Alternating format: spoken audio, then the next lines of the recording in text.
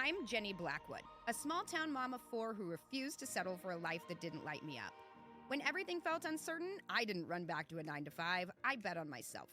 I took a simple idea and turned it into an almost 7-figure business my first year, all while being a mom first. Now I'm here to help you trust your own power, chase the dream that keeps tapping your shoulder, and build a life that feels like you. This is Girl, Why Not You? Hello, friends. Welcome back to another exciting episode of Girl, Why Not You? I'm Jenny Blackwood, and today's conversation is about what happens when life takes a turn you never saw coming. Because we talk a lot on the show about building a life you love, but what happens when you're suddenly in a reality that you didn't choose, and no one is coming to fix it for you? Today's guest didn't just navigate that moment, she transformed it. After her daughter was diagnosed with a rare genetic condition, she found herself in a system where families were left to figure things out on their own, connecting dots, searching for answers, and carrying the weight of the unknown. She was reading research late at night, tracking symptoms, documenting everything, and connecting with other parents doing the exact same thing. And instead of waiting for the system to change, she decided to build something herself. Today, she's the founder of Winsights, a platform that's rethinking how research works by treating patients as partners in data and discovery. Today, we're talking about what it looks like when the system falls short, how to trust yourself when you're not the expert, and how to build something meaningful from the most unexpected place. Kasey, I am so honored to have you here today. Jenny, I am just thrilled to be here, honestly.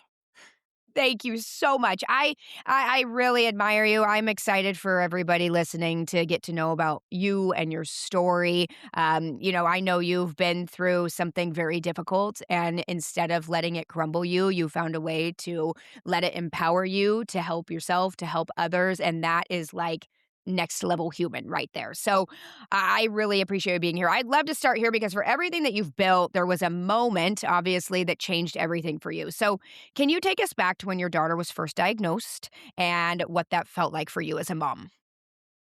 Yeah, well, I mean, it is, the entire story is really incredibly nuanced and interesting because I will say, as a mom, as a parent, it was awful.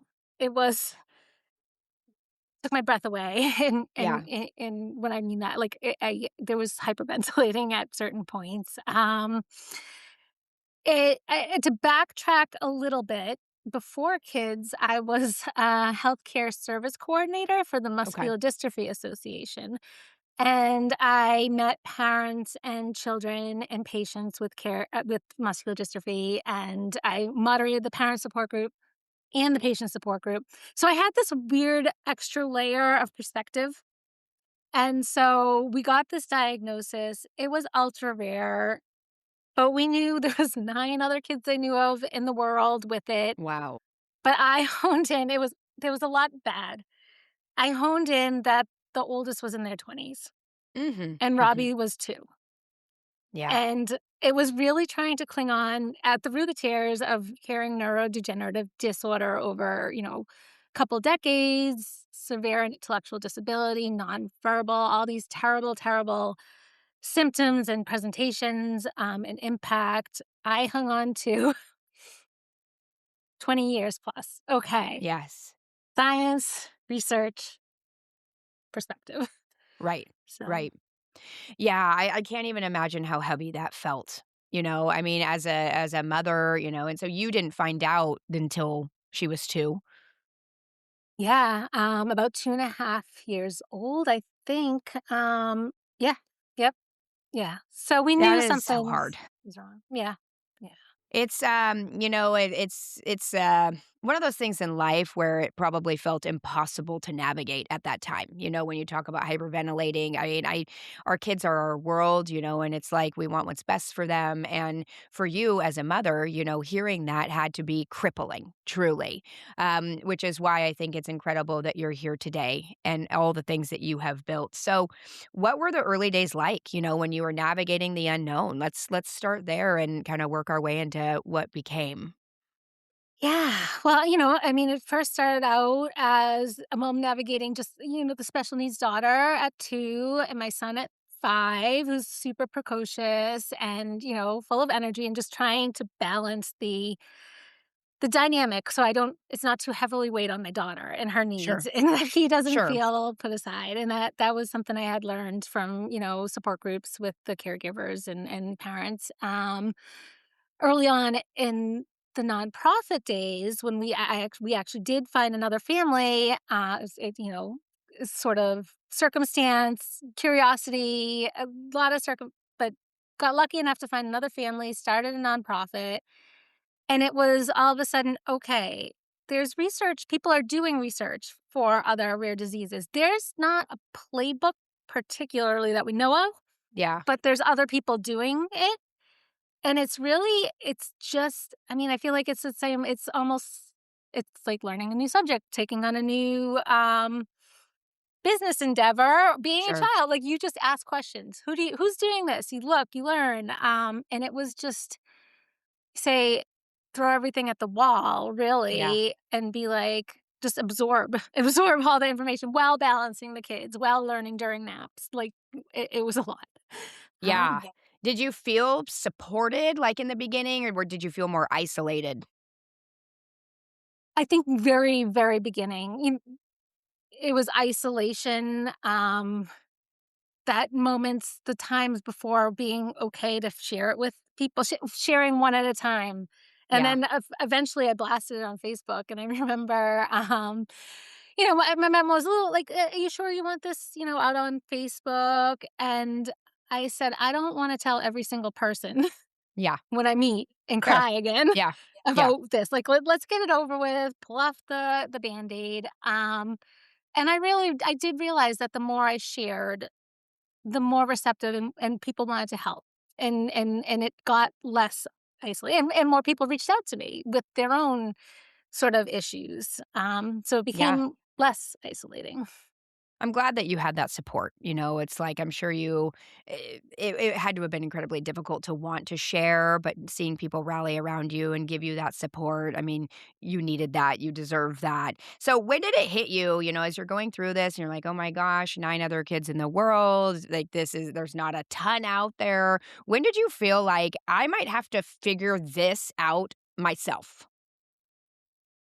Well, fortunately, really early on, it wasn't just me. We had found this other family very quickly. We started a nonprofit. We knew that there was her disorder falls under an umbrella, hereditary spastic paraplegia. So there was other subtypes that experienced it.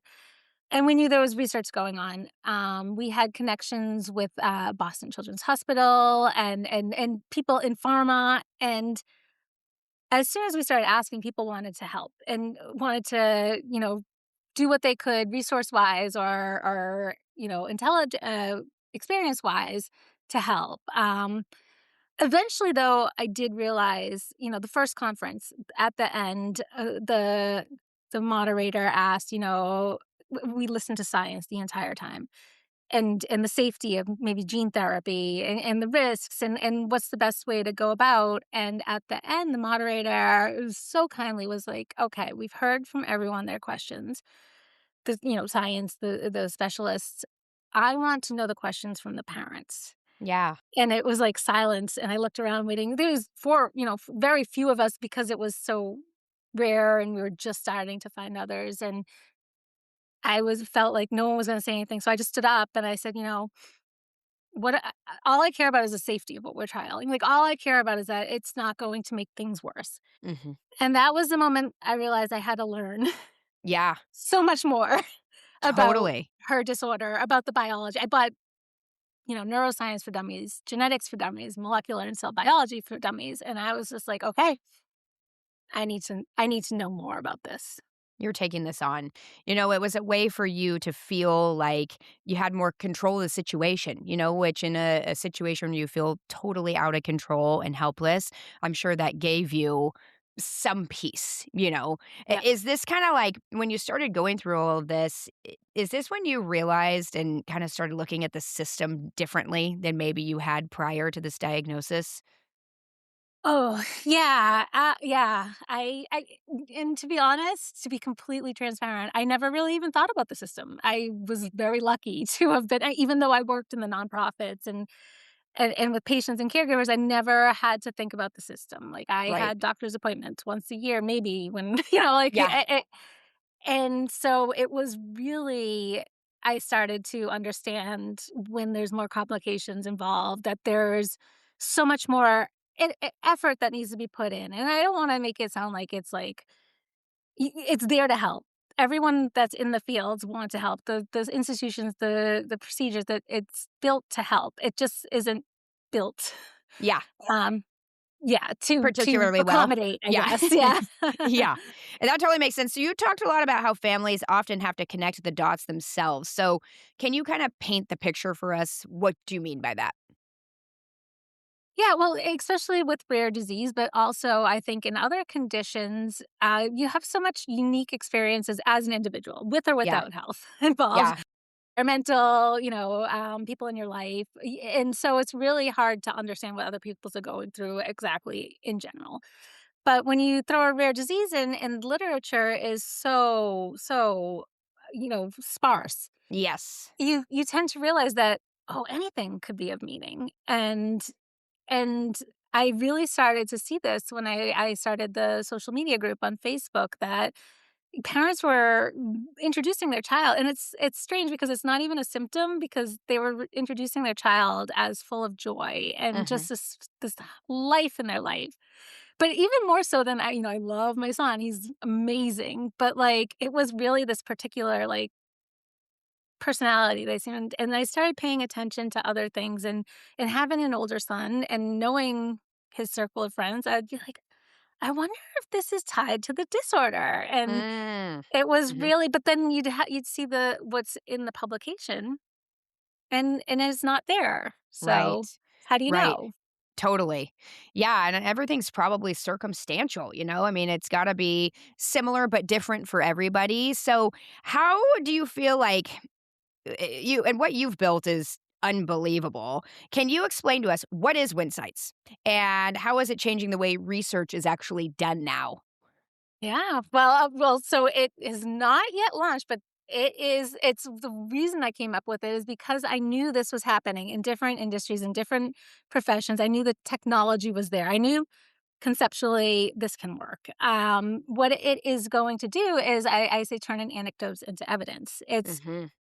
using machine learning and AI, as it is now, to be able to track patterns, and there's a social media aspect first, to it, which will launch first, and that's really just getting the communities on a platform that feels safe. It's HIPAA, with GDPR and medical grade protection, HIPAA guardrails, just to make sure that they feel comfortable sharing their experience. But what Yeah. it'll do is be able to it's de-identify and see if there's trends popping up. Right. One of the ones in my own daughter's group is gluten. My daughter got diagnosed with celiac, and gluten impacts kids. So Yeah. yeah, it's really trying to tie that and turn it into the evidence that it could be useful towards therapeutics and endpoints. That's amazing. That is truly amazing. I love that you've done this. And when is the launch date? Do you have a date in mind? Oh, just yesterday, we're aiming for June 1st. Oh my We had a gosh, coming up. big meeting. Yeah, big meeting. Exciting. Oh my Yeah, I gosh. mean, anything can happen, but it's like we are really trying to tighten everything up and get it out. What's that going to be like for you? The day that that goes live, that everything that you've been working so hard to build, what is that going to feel like? Well, that'll be an amazing moment. The more amazing moment for me is people trusting us to come onto it to begin Yeah. with. And to be able to actually see the results, to be able to give back to the patient communities what it's going to be. But that day will represent, it's only been a year since I started, but years and years and years of Wow. thinking about it, paying attention, reading. I'm tearing up at the thought, Yeah. honestly. Yeah. You've been through a lot. How old is your daughter now? 12. My goodness. Yeah, Oh, so for yeah, 10 years. Wow. yeah. So, So honestly, you've had to advocate in rooms where you weren't always the expert. How did you find your voice, as a parent who's been going through this? yeah, that's a great question. Because I was, growing up, I was always sort of the silent one, go with the flow, stay in my place, stay in my zone. And circling back to that one question, what does the parent think? We care about what the parents feels like. That was an opening to be like, oh, okay, my experience matters. Robbie's experience matters. Yes.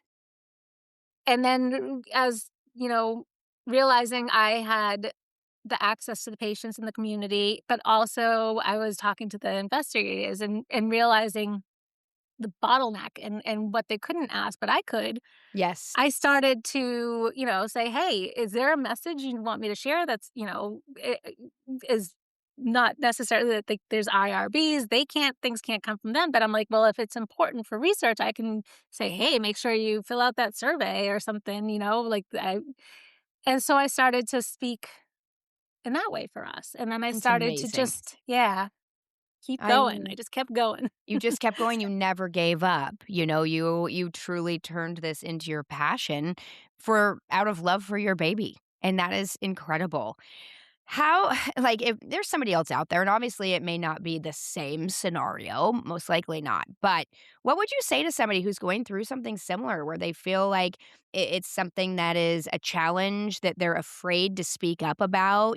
There's probably been a lot of times where you're like, "Oh, I could have just sat back, relaxed, and let Western medicine take care of it and just accepted my fate, my daughter's fate."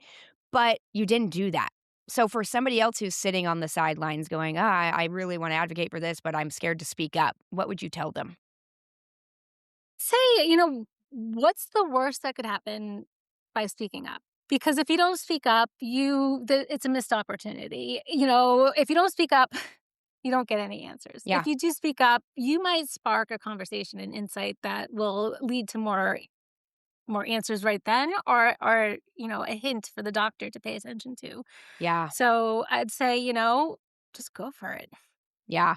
If we don't advocate for ourselves and our loved ones, nobody else is going to. That's the problem. Yep. Yeah, yeah, and it's empowerment, really. We said in the beginning, we were stripped of all power, Yeah, knowledge, balance, really, in what we yes. expected and wanted out of life, and you gotta get that back, and speaking up is one of the I'd say, easiest ways once you get used to it. Yeah, it's so, so true. I feel like this journey has probably taught you a lot about yourself too. You've Yeah. probably, like you said, you've really come out of your shell. You were the one that was quiet. You feel like this has probably changed you a lot as a person and as a mom.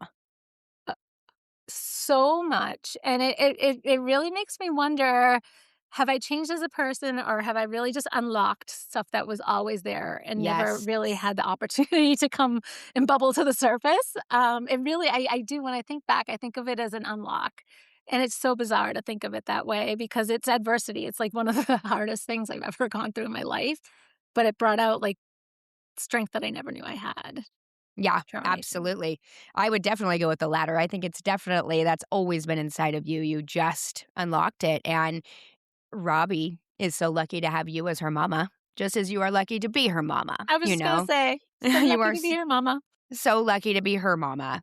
God put you as her mama for a reason. So, for the woman who's out there listening, who is facing something very unexpected right now, what would you want her to know? Very unexpected, I mean, in my experience, it has been that the unexpected things that have come in front of me and the way I have chosen to handle them, Yes. is has led to some of the most biggest success and progress for me personally and what hopefully will be for, the communities that I care about, the research. It just I read something somewhere that said, and I know it might be hard to wrap yourself around this, but, like, don't say, "Why me?" but say, you know, "Plot twist." and think of yourself as the hero in your journey, because I really truly believe that that's where the power comes from, is knowing that you have the potential and the ability to do it if you Yes, could put your mind to that's it. incredible. It's so well put. I just adore you. This has been a very Thank you. powerful conversation. And for anybody listening who feels inspired by what you've built and wants to learn more about what you're doing and the support that you're giving, where can they connect with you, learn more about Winsights? Where's their next step? Yeah, well, for me personally, I am trying to come out and step out more and really share what helped me go through the process, because as we talked about, it was very lonely to begin with, very isolating, and how, I found support and perspective. So KaseyWalsh.com. I'm starting to set up a messenger, 30-day messenger, to try to help people navigate a challenge of being a caregiver or parent with a child with a rare disease. And then Winsights.life, www.winsights.life talks more about the platform. It's a closed beta for my daughter's disorder, and potential therapeutic that might have been identified, that will be going through hopefully trials soon. But we hope to expand quickly once You we will. understand it. Thank you. You absolutely will. I am sure of that. You are the type of person that you're not going to stop until you do. And I love that about you. So, I mean, everybody out there, if this episode spoke to you, if you're in a season that feels uncertain or overwhelming or just completely unplanned, just let this be your reminder. You don't have to have all the answers. You don't have to be the expert, and you don't have to wait until you feel ready. Sometimes the most meaningful things that you're going to build come from the moments that you didn't choose. And Kasey is a really prime example of that. If you want to learn more about what she's doing, I will absolutely tag all of that in the show notes, Kasey, so that people can find you. Most importantly, everybody, take one step, because even in the unknown, you are capable of more than you think. Kasey Walsh, thank you for what you're doing. Thank you for the mission that you're on. I know that others in this world are so grateful for you being at the front lines and pushing this through. You are going to make such an impact for your daughter and for others who are going to experience the same thing in the future and currently experiencing it now. I wish I could jump through this screen and give you the biggest hug right Oh, now. Thank you for thank being you. here. Thank you so much. And I so admire what you're doing too. And the people you're highlighting, such strong, strong, smart, amazing women. So thank you. Thank you. Thank you so much for being here today. Everybody out there, let's take Kasey as a prime example of how to be our best selves, how to work through challenges, and how to never, ever give up when something means a great deal to you. Keep pushing. You can do this because, girl, why not you? If something in this episode made you sit up a little straighter or dream a little bigger, don't ignore it. That's your future nudging you. I'm living proof that you can start messy, start scared, start in the worst timing, and still create something beautiful. Thank you for listening to Girl, Why Not You? Now go take one small step towards the life you've been craving. Hit subscribe, leave a review if you feel called, and share this with someone who's ready for more.